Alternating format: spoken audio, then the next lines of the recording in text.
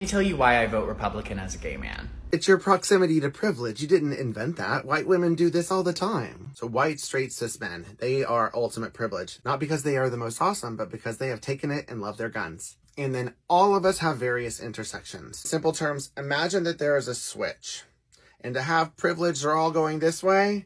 And anytime you have an intersection or a part of you that goes into an oppressed group, then you'll flip it.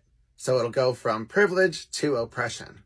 The more intersections of oppression that you have, the further away you are from ultimate privilege. And you, young man, are still under the impression that you only have one switch flipped over. Tolerance is not the same as acceptance. And if you look at the Texas Republican Party and how they ousted the gay or log cabin Republicans from attending any of their events, you only have access right now because they give it to you.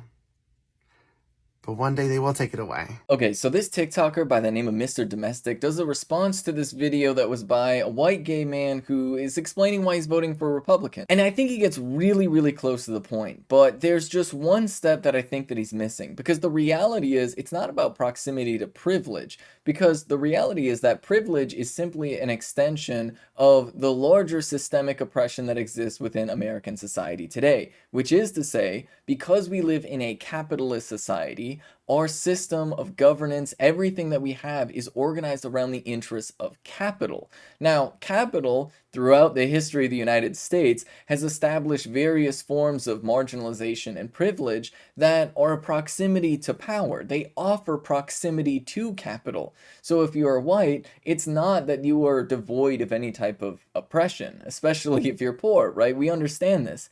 It's that you have a greater access to capital. You have an easier time getting in the circles of power. This is why an understanding of capitalism and its role in society is so absolutely critical, and it's also critical to understand the intersection between capitalism and various forms of marginalization. You see, things like racism, sexism, homophobia, they all play critical roles in serving the interests of capital. And then when you add layers onto that, when you add the systemic exploitation of Black Americans, especially when it comes to the carceral state and the way Black Americans are funneled into the prison system, their existence is criminalized so that they can literally be forced into slavery for the interests of giant companies. When you start to realize that that marginalization makes them a more exploitable workforce that capitalists can use in order to maintain divisions among working class people and as a way to drive wages down for everyone, then you start to recognize that privilege simply reflects the degree to which you will face resistance in terms of getting access to capital. That is the bedrock of what privilege is and isn't, because the reality is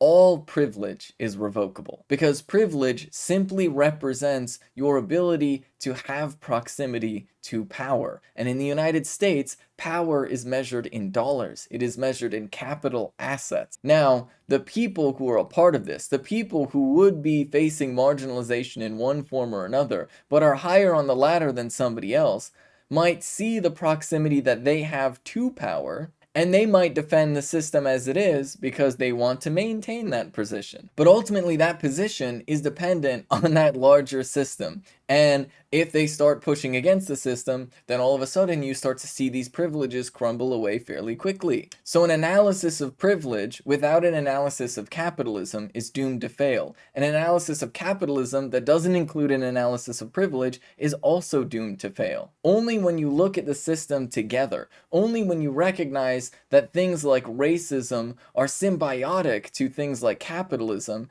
can you fully start to deconstruct these systems and recognize that our society needs to fundamentally change, both in the way that we implement incredibly racist systems and in the way that we currently serve the interests of capital to the expense of everybody else.